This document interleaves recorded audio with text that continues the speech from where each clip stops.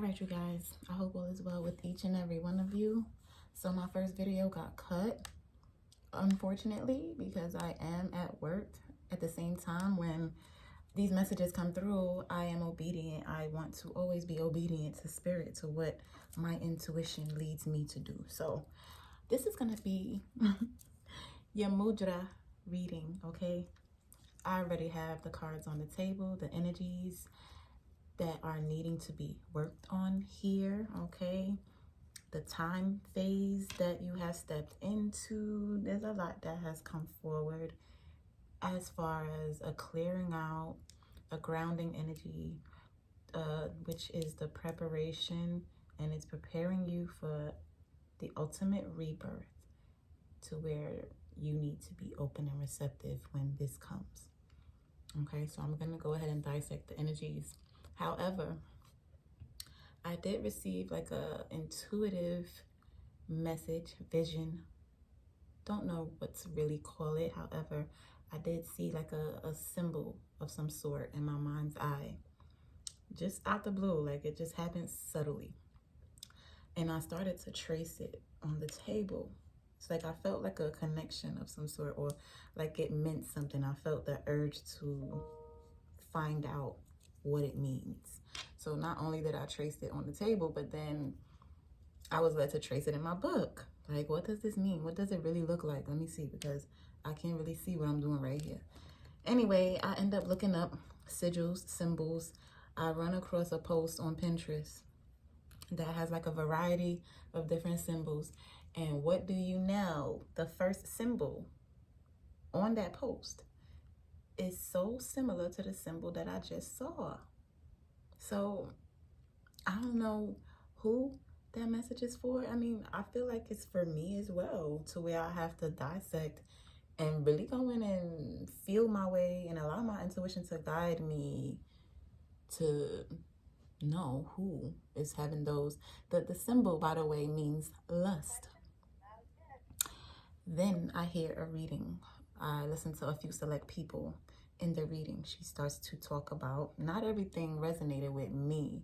You know, sometimes you would hear that in a reading. It doesn't really resonate with you, but it resonates with someone that you know, someone that you're connected to mostly. So that was the situation. But she just said one thing about lust, and someone is lusting over you, and it hit me. It connected instantly as to why did I even see that symbol. So I don't know who this is for, but you may have someone in your energy pulling on your energy as far as when it comes to lust. And that's why maybe that's not even a coincidence, because we're going to go ahead and jump into what the energies are on the table. And I am going to slow it down because it might sound cliche or whatever, but patience is a virtue. And I noticed that most of us, we're learning how to be patient almost all of our lives. You know what I'm saying? We would think certain situations that we were placed in would have taught us the ultimate, utmost patience, but it hasn't. We still always want things when we want it. We expect things to play out. And when it doesn't play out exactly, it's like, you know, we have this perception that, oh, we failed. However, a change in perspective is necessary. So that's what this grounding energy is talking about here, right? And this is the grounding mudra. With your fingers, these two fingers are pointing down, and you're kind of, this thumb is holding back the ring finger and the pinky, okay? Grounding yourself. Grounding yourself in new roots. Grounding yourself in something that is more solidified, something that aligns with your truth, okay? To where you are not maneuvering and making decisions based off of how you are perceiving things. And with you not being grounded, this is a time of rebirth. So that's why they're telling you to get grounded if you aren't already, okay? Meaning get grounded in new roots. Get grounded in something stable, to where you're no longer seeing through these illusions, okay? Seeing things as they aren't, okay? They're stating that your perception is off because you have been disconnected, all right? You have been disconnected, so there is a change in perspective that is necessary here. There is also a need for you to detach from your past, okay? Because there may be with still these energetic ties, energetic cords being connected that you haven't fully detached from, right? It's still sucking and feeding off of your energy.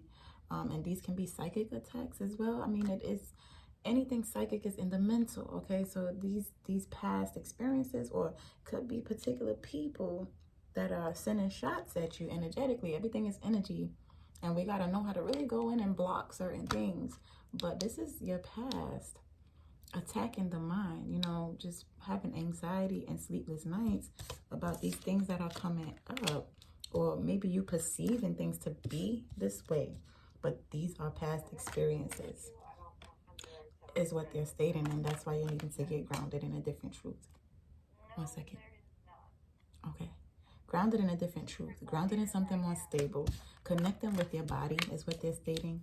You know, times where you're not sure about something, or where you're confused, okay, and you're seeing things like in like an illusory reality, not as they really are, but what they seem to be. You're finding it challenging to see past what it seems to be, right? And maybe finding it challenging to really disconnect from everything in your past that will no longer play a role in your future.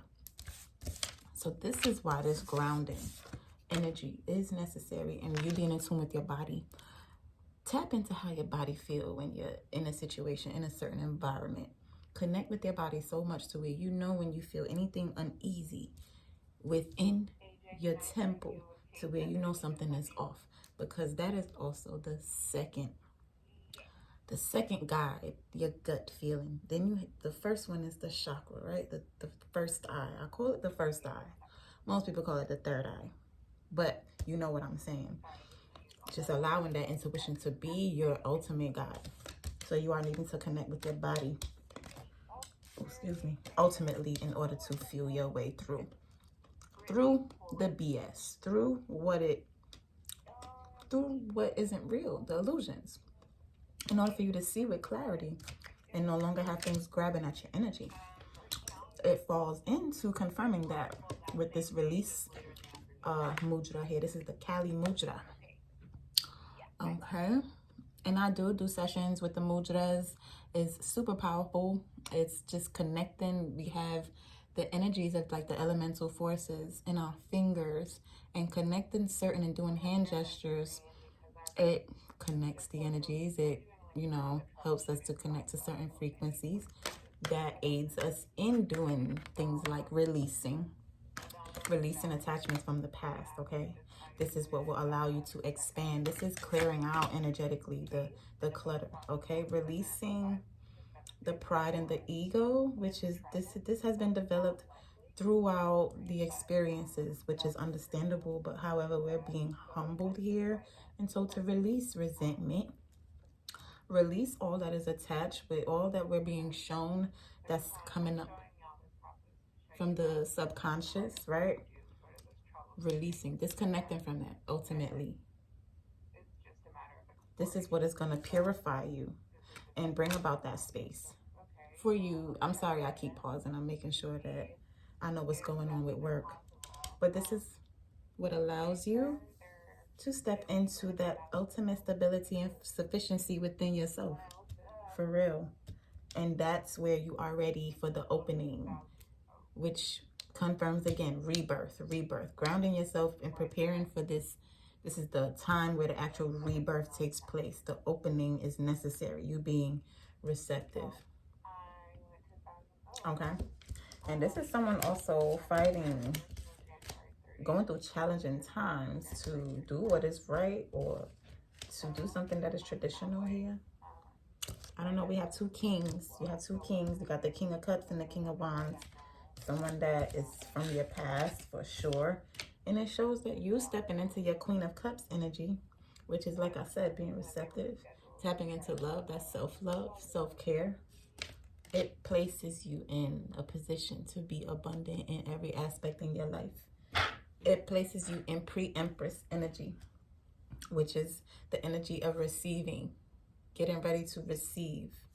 So these are the energies that are mostly needing to be worked on, and as to why, and the steps that you can take along the way. First, dealing with how you are perceiving things, and then starting to release whatever is surfacing that you know no longer serves a purpose in your life and you're just clinging on to it, or it's clinging on to you.